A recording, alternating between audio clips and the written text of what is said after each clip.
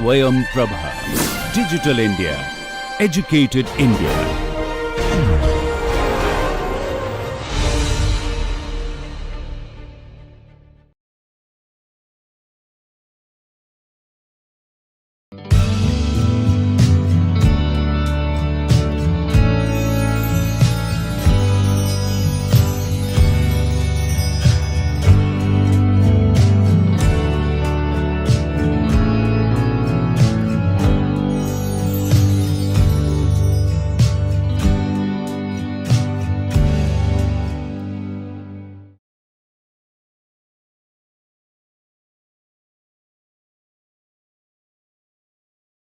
I welcome you all to the session of thermal engineering basic and applied, and today we shall discuss about the cooling tower performance.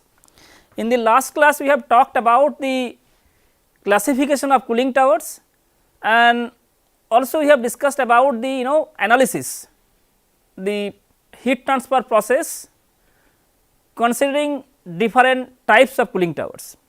Now, whenever any mechanical device or any other device works, we need to know the performance of that particular device, both qualitatively as well as quantitatively. Now, there are many parameters which are used to measure the quantitative performance of any mechanical component or device. Similarly, if we need to know the performance qualitatively, we also can measure a few parameters, we can calculate.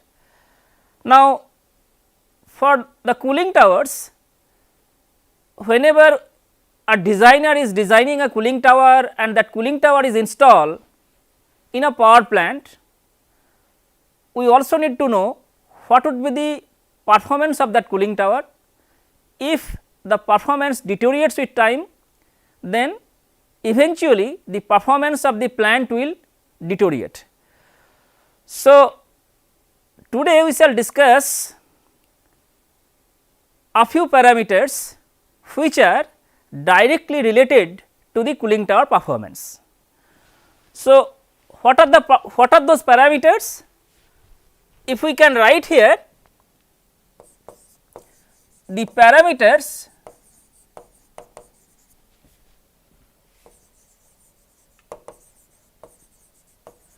which are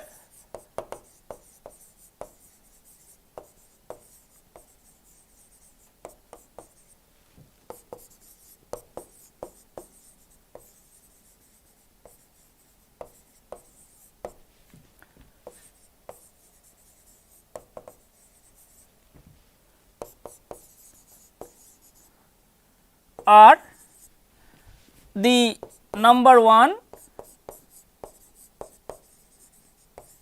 approach, number 2 is range, number 3 is certainly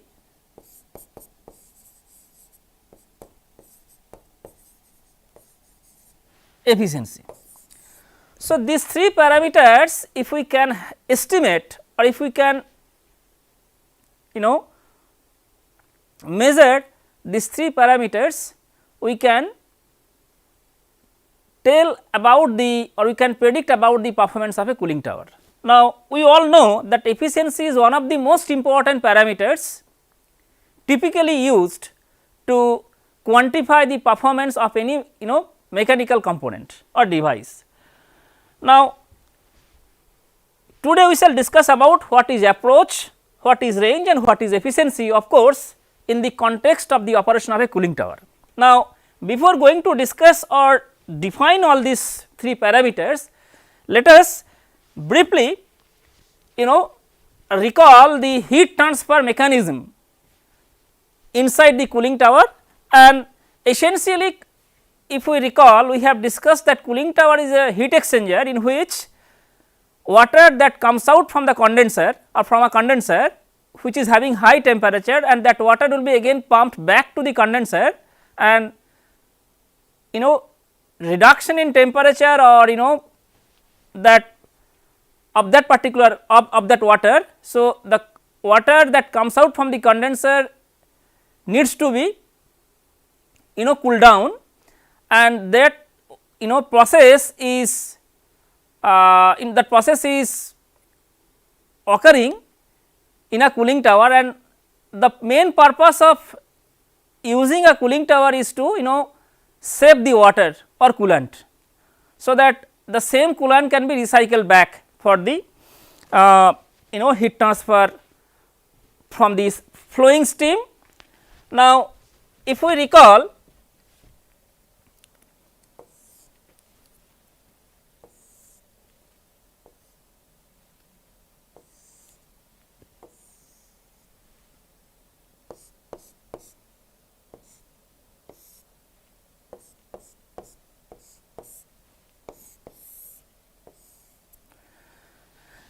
this is cold water basin,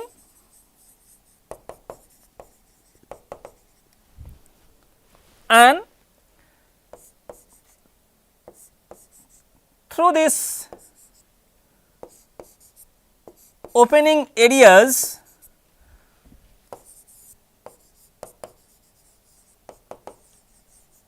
ambient air is drawn into the cooling tower, and we have discussed for the mechanical type or mechanical draft cooling tower, there are two different sub classifications. We can have one fan which is installed at the base of the tower, and that is called forced draft. So, basically we can forcefully allow air to go inside the tower, and here we are having fill.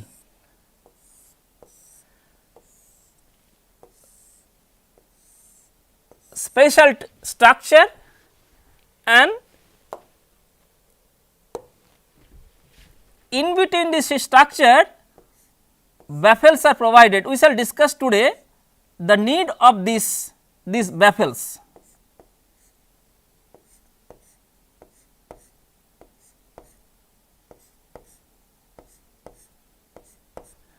And steam. So, the this is the flow direction of water,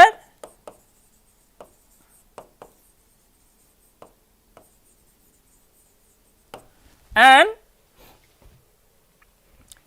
airflow will be in the opposite direction. So, this is the airflow, and this air will eventually go out. So, this is airflow.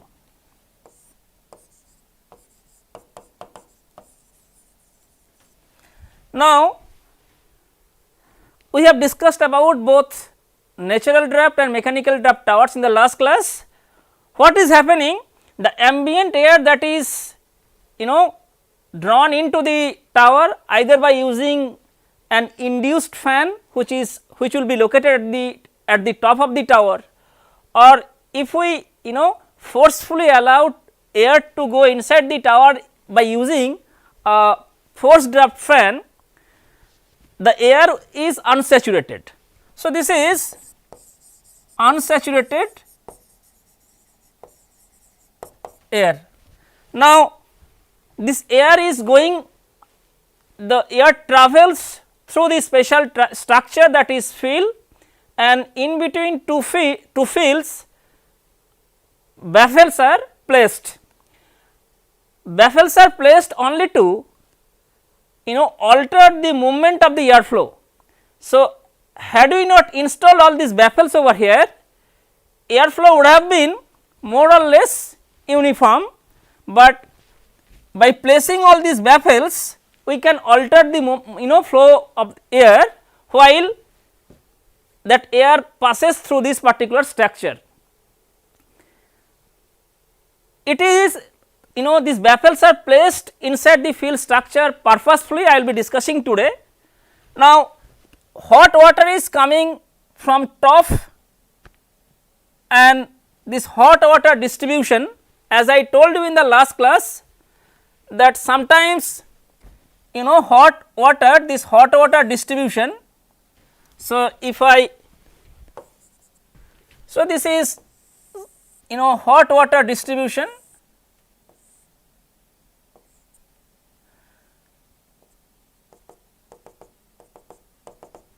So, it is depending on the tower configuration, sometimes we use this hot water, designer prefers to use this hot water distribution system to spray water, otherwise water also can come from the top.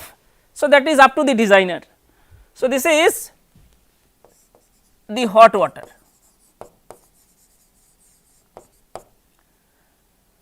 And so, basically these two streams we have discussed in the last class, that these two stream will mix intimately, and that particular mixing will promote both heat and mass transfer. And it is because of this mass transfer, water will be cool down further, because this is evaporative cooling. So, as water evaporates, latent heat will be taken from the water and its temperature will reduce further and we will be getting more cooling. Question is, this air is travelling from the bottom part towards the top. Certainly, the air will be in when air will be in contact with the water at the bottom, then evaporation will start, air will go up further, and as water evaporates, that water vapor moves along the air and eventually air will be moist. So, when first air is in contact with water at the bottom, water will evaporate, water temperature will reduce, and that water vapor will move along with the air further up, and eventually after travelling certain distance, the air that was really unsaturated will be now saturated. If air becomes saturated, then there will be no further evaporative cooling, because that time air will not be having capacity to absorb any further water molecules, water vapor. So, basically if we consider that is also that also depends on the designer. If the incoming air gets saturated in the midway of its travel towards up, then that saturated air will be again further in contact with hot air towards the upper part of the field, and eventually we will be getting hot and moist air that we have discussed in the last class. So, this is hot and moist air.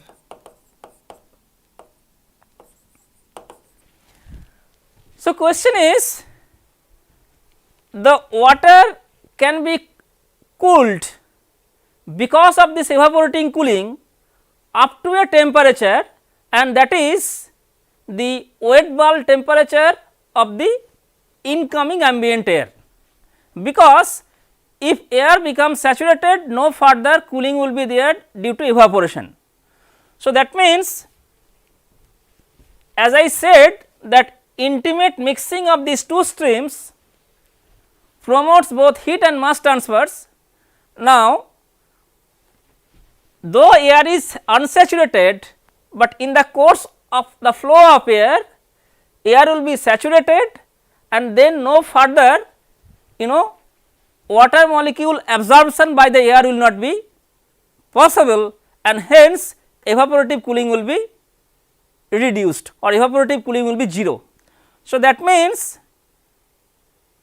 we can reduce the temperature of water, or we can cool the water that is sprayed by this distribution system up to a temperature, and that is the wet bulb temperature of the adiabatic temperature or wet bulb temperature of the so incoming ambient air.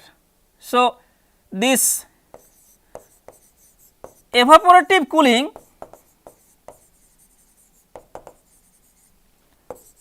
will continue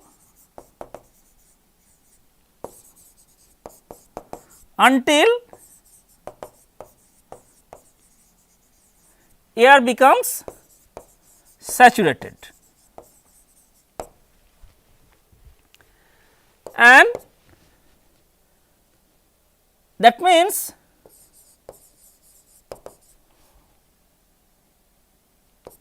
water can be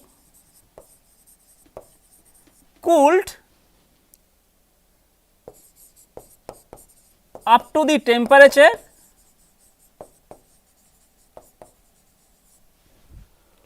which is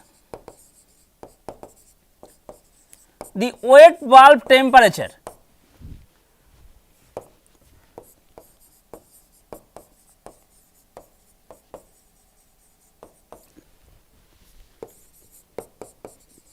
Of the ambient air.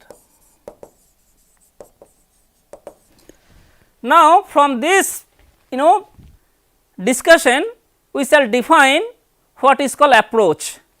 So, now consider if the hot water temperature is T1 and temperature that will be available at the cold water basin is T2, then perhaps this is the range of the cooling tower, because we need to get cold water temperature, the temperature would be T2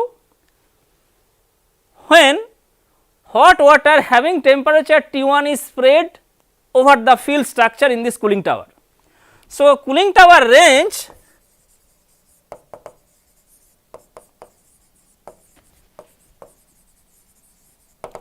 is the difference between the temperature of water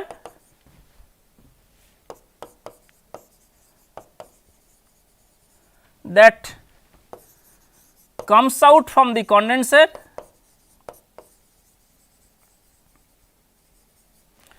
which is also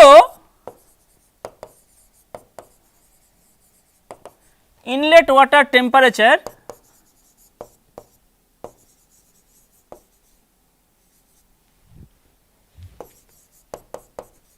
at the cooling tower, and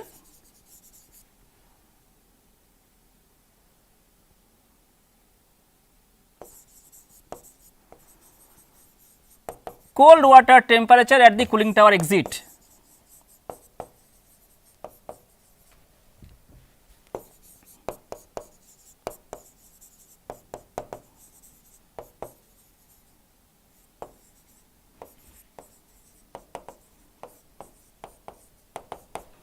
So, this is called cooling tower range. So, you can see this cooling tower range R is essentially T1 minus T2 based on the configuration that we have discussed today. Now, question is what would be approach? Is it really possible to get T2, though we are designing to get the temperature of cold water would be T2 for the temperature which is having temperature T1 at the inlet of this cooling tower, but this is not possible to get T2 because of this fact that incoming unsaturated air will be having certain capacity to absorb water molecules as it moves through the field structure, because after certain as the incoming air start moving towards off, that particular air will be saturated, and once it becomes saturated no further evaporative cooling will be possible. That means, no matter if we design the cooling tower, if we design several components of this cooling tower considering the fact that this would be the range, that is T1 minus T2, but what we will be getting in actual T2, that means now we are defining cooling tower approach.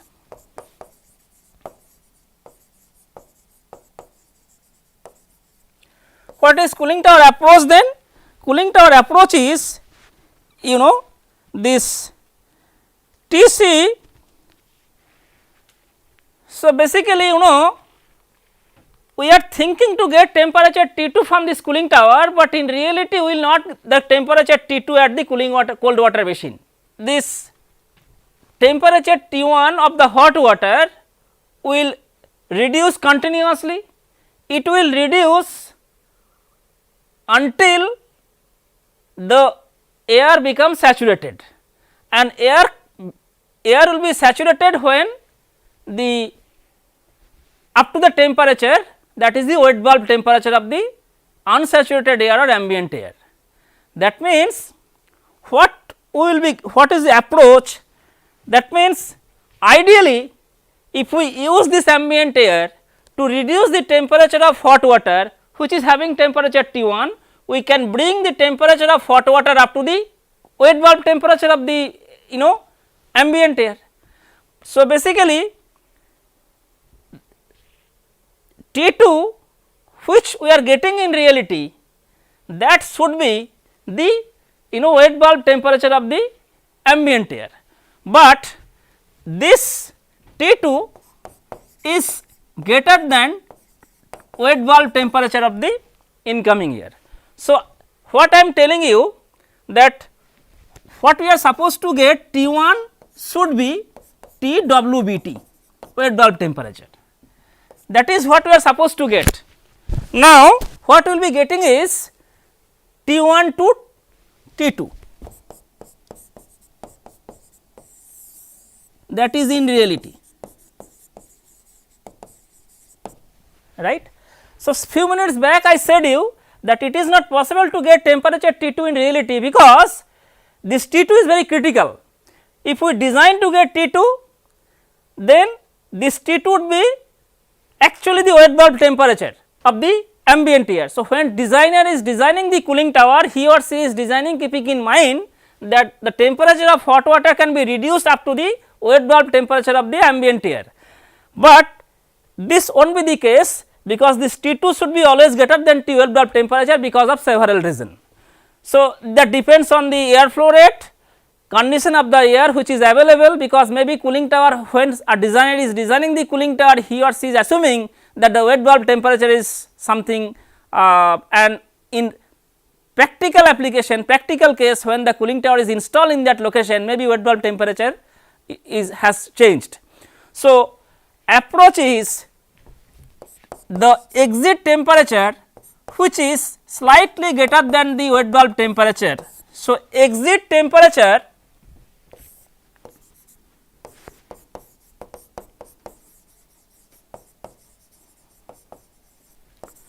of hot water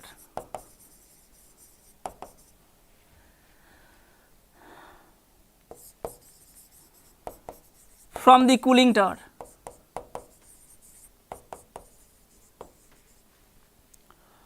or cold water temperature. Now, this T2 should not be equal to TWBT, that is T wet bulb, if we need to ensure that for a given design condition cold water temperature will be equal to the wet bulb temperature, then you need to go for very tall cooling tower. So, as I said you that it is not possible to have, because of several factors like air flow rate, capacity of the cooling tower, and also the wet bulb temperature. When someone designed the cooling tower, he or she has designed the cooling tower considering one particular value of wet bulb temperature, but when the cooling tower has installed on that particular location, maybe because of this climatological factor, wet bulb temperature has changed. So, this is the approach. So, this is the cooling tower approach A. So, what is the definition? Definition is the exit temperature of hot water from the cooling tower, which is supposed to be wet bulb temperature of the incoming ambient air, but in reality the exit temperature of the hot water from the cooling tower or cold water temperature is slightly higher than the wet bulb temperature of the ambient air, and this difference is known as approach, and this is typically 6 degree to 8 degree. Typically. So, try to understand This is again an important performance parameter. This is an important parameter which can be calculated to know whether cooling tower is to comment on the performance of the cooling tower. So, basically if the difference is more than that means cooling tower is not working at its design condition. Next is cooling tower efficiency.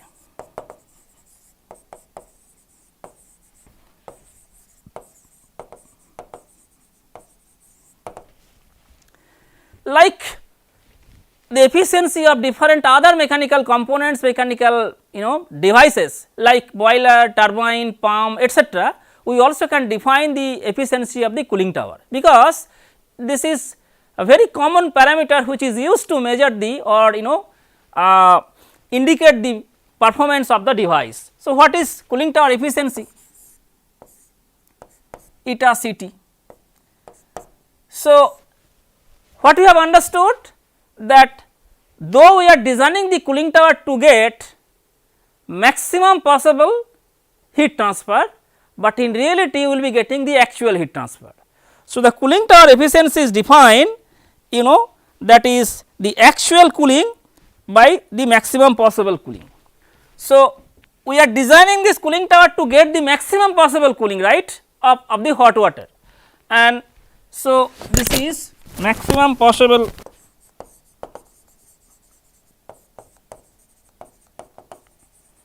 cooling effect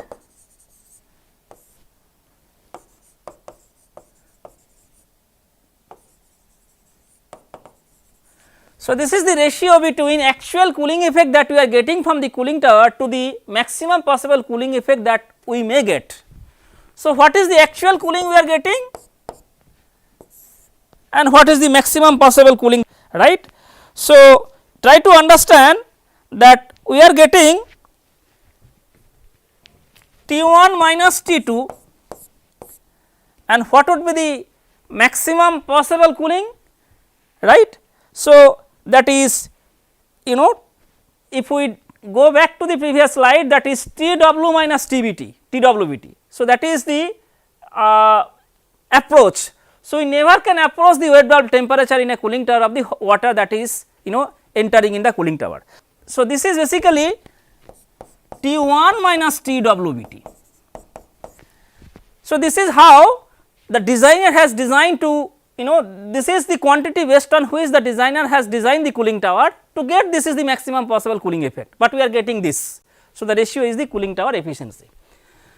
Now, with this I would like to discuss two important points, those are again indirectly related to the cooling tower efficiency. Let me tell you what are those. What you have understood from today's lecture is that when these two streams are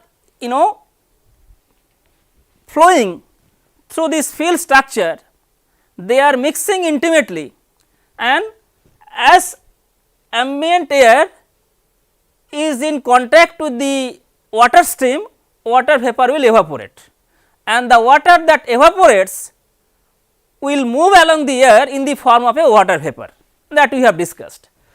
So, basically try to understand the amount of water that is coming in and the amount of water that we are getting at the exit of the cooling tower will not be the same. Why? Because that certain amount of water in the form of water vapor will be carried away by the air stream. So, as the water molecules are getting absorbed into the air stream and that water vapor will be carried away by the air stream. So, certain amount of loss will be there. So, this particular there are several losses, all these losses will directly influence the cooling tower performance. So, let us now talk about what are the losses. The first one is evaporation loss, because as I said you that air which is in contact with the water, that water will evaporate and that water that evaporates will be taken away by the air stream in the form of water vapor. Water losses. So, number one is evaporation loss, that we have understood because of this evaporative cooling. Second thing, this is called drift loss. So, what is drift loss? So, second one is called drift loss. What is this? We have understood the evaporation loss of water due to evaporation, right, that is due to evaporative cooling. See, this hot water distribution system sprays hot water over this field structure. Now, this distribution system hot water is supplied by a pump, and the hot water is sprayed over the field structure. Now, when hot water is getting sprayed by this distribution system, we may get water molecules of different sizes. Now, a tiny volume or tiny water droplet, that water droplet will be again carried away by the water by the earth stream. So, this is called drift loss.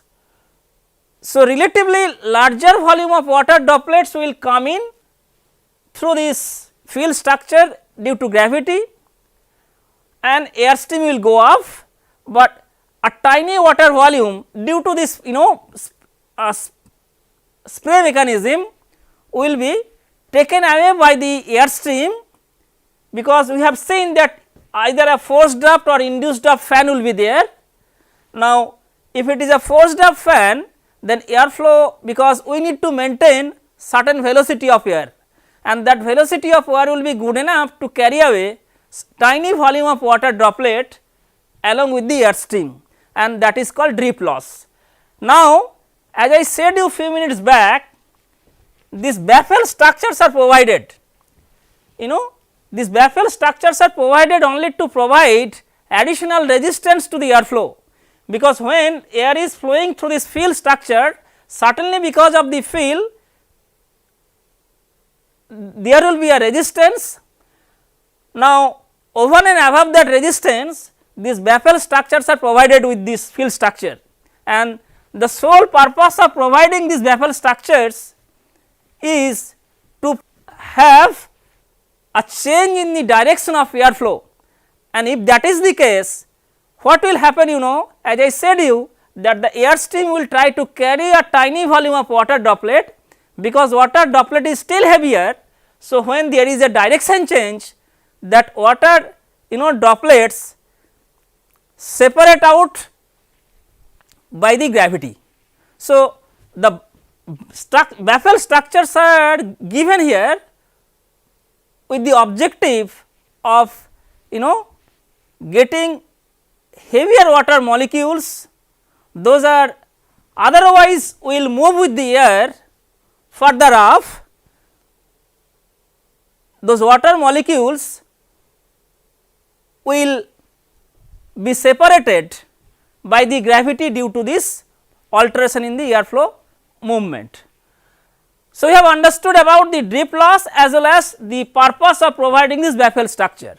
And finally, another important loss, that is the blow down loss. What is this? If we go back to the schematic depiction once again, you know that this air will come, when air is coming from ambient air, that air may have some suspended solid. Now, that air is now having intimate mixing with the incoming water stream, and water will be eventually collected at the basin. So, because of all this reason, chances will be there that the water will be contaminated. Now, to maintain certain a level of this concentration of different foreign particles or contamination, typically what is done, blow down is taken. So, it is because of this reason that loss of water will be there. So, we have understood that three major losses. One is the loss due to evaporation, drip loss and blow down loss, and all these losses basically are losses. So, if we need to replenish all these losses, we need to supply makeup water, and hence in cooling tower always we need to supply certain makeup water, otherwise the cold water which will be going back to the condenser, that flow rate will reduce and condenser efficiency will be reduced, and eventually that will affect the total power plant efficiency. Now, typically this evaporation loss, if I write here, that is 1 to 1.5%, blow down loss is also 1 to 1.5%, drip loss is really very minimum. So, to replenish all these losses, as I said, makeup water is supplied. So, with this, now let us solve one numerical problem today. So, what is the problem? Let me read out the problem statement first. Steam leaving from a turbine at 0.15 bar having a quality 0.85. The exhaust steam is taken to a surface condenser where it is converted to water at 40 degree Celsius. The circulating water enters the condenser at 30 degree Celsius and leaves at 30 degree Celsius. We need to calculate the quantity of circulating water and condenser efficiency. So, let me draw the schematic first.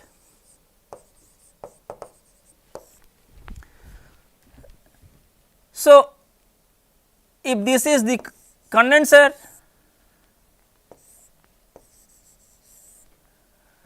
and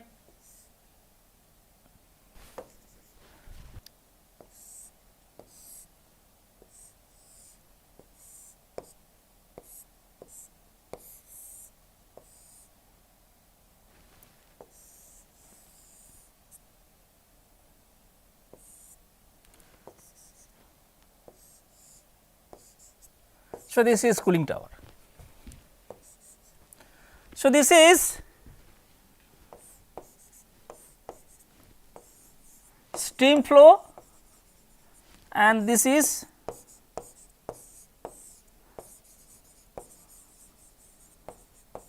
condensate. So, this is condenser, right? This is the circuit. Exhaust steam is taken to this condenser, wherein by circulating cooling water steam temperature is reduced, steam is converted to condensate, and that hot water is taken to cooling tower, and in the cooling tower again by circulating ambient air, that temperature of that hot water is reduced and again pumped back to the condenser. So, this is the circuit. Now, basically it is given that steam leaving from a turbine at 0.15 bar, right. So, if we try to draw the TS diagram,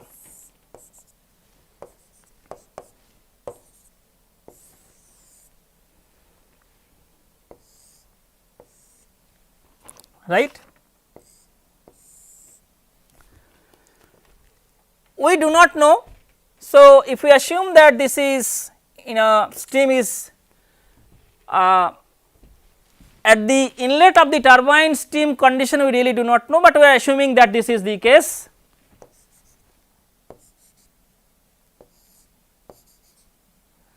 So, if we give name 1, 2, 3, 4.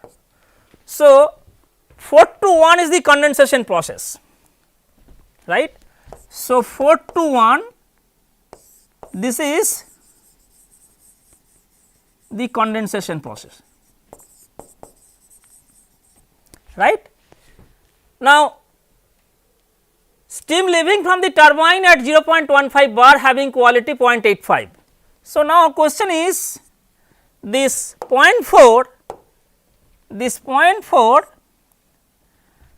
so P4 is 0.15 bar, X4 equal to 0.85. So, these data are given, and then water. So, this is condensate, that is water, and that is at 40 degree Celsius, right. It is also said that cold water enters at 30 degree Celsius that is T1 and this is T2 equal to 38 degree Celsius, right, that water that comes out from the condenser. So, what we can do next? We can first, so we know that 1 bar equal to 0.1 megapascal. So, it is given 0.15 bar. So, at 0.15 bar that equal to 15 kilopascal, right, T saturation at that 15 kilopascal equal to 53.97 degree. So, basically what we are trying to do, you know, very important point is the process condensation starts at point 4, that is the exit stream quality, and that process occurs at a constant pressure. Eventually you are getting water at state point 1 and that water is saturated liquid corresponding to that pressure at which condensation is occurring. Now, that condensation pressure is given 15 kilopascal. So, T saturated or saturation temperature of that condensate at that pressure is 53.97 degree, that we can take from the steam table. Okay. Now, what we have to calculate? You know, we need to know what is enthalpy, because essentially you know that we have to apply energy balance.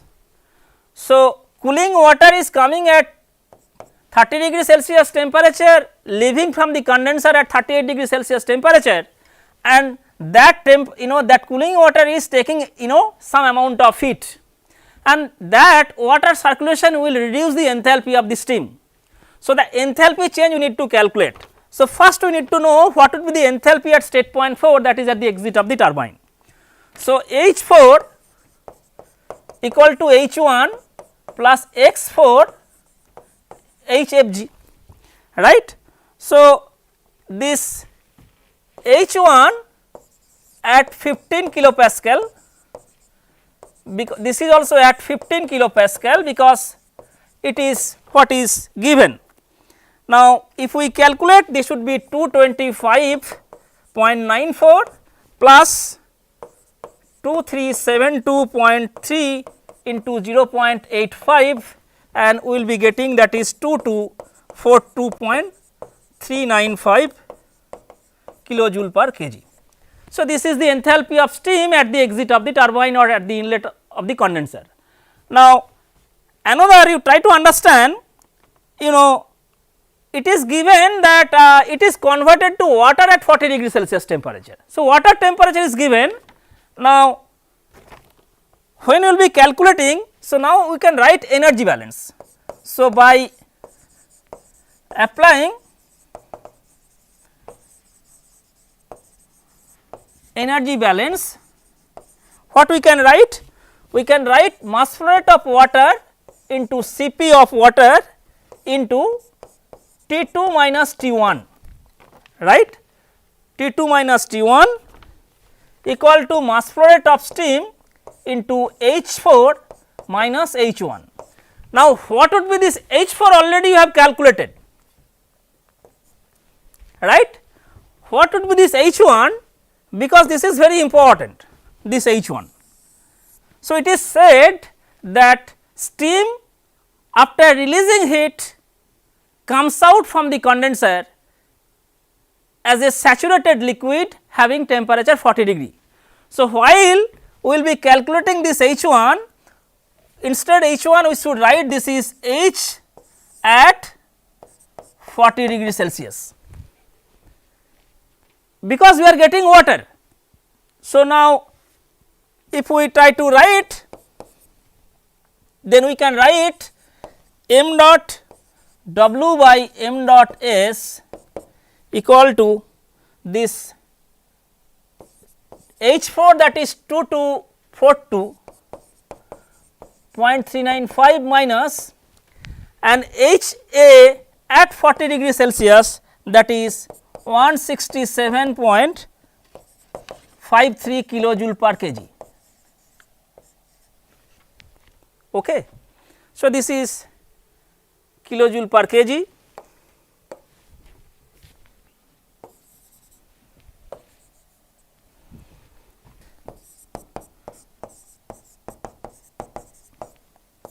divide by that is 4.182, that is the value of Cp, into 38 minus 30. So, that is kilojoule per kg Kelvin, Cp 4.182, 38 minus 30, and this is kilojoule per kg, and if we calculate it, it is coming 62.01.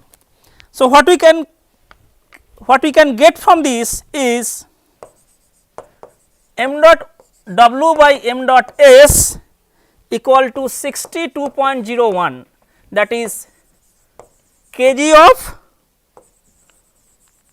water per kg of steam.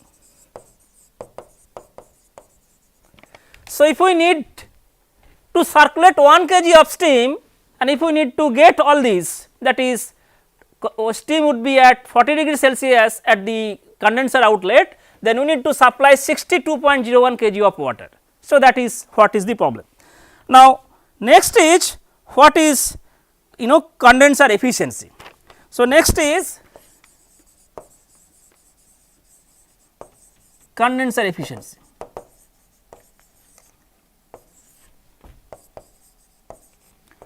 What is this condenser efficiency?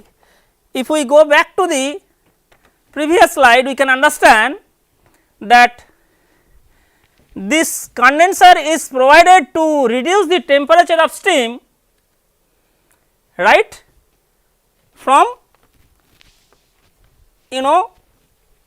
this saturation temperature at the pressure at 4 to 30 degree, because steam that is coming into the condenser having T sat equal to 53.97 degree Celsius. So, that is the temperature of incoming steam into the condenser, and we are supplying water which is available at 30 degree at the exit of the cooling tower. Now, that means we are supposed to reduce the temperature of steam from this value to 30 degree, right. So, that would be the maximum possible reduction of temperature of the steam as it passes through the condenser. So, if we write it, then that is the maximum possible reduction in temperature of the flowing steam, that is 53.97 minus 30, right. So, this is the maximum possible reduction in temperature of the flowing steam, but instead we could reduce from 38 to minus 30. So, essentially that water temperature has dropped, water temperature has increased by 8 degree. So, that means that 8 degree is the actual reduction of the steam temperature. So, if we calculate this, then we will be getting this is 33.5%. So, this is the condenser efficiency. So, if we try to summarize today's discussion, we have discussed about the performance of the cooling towers by defining 3 important parameters. We have seen the physical significance of these 3 parameters. Then we have also discussed about that there are certain loss of water as it passes through the cooling tower, and that loss of water is also indirectly related to the cooling tower performance. We have identified the possible source of those losses, also a typical value of that total loss, and then we have solved one problem from the condenser. So, with this I stop here today, and we shall continue our discussion in the next class. Thank you.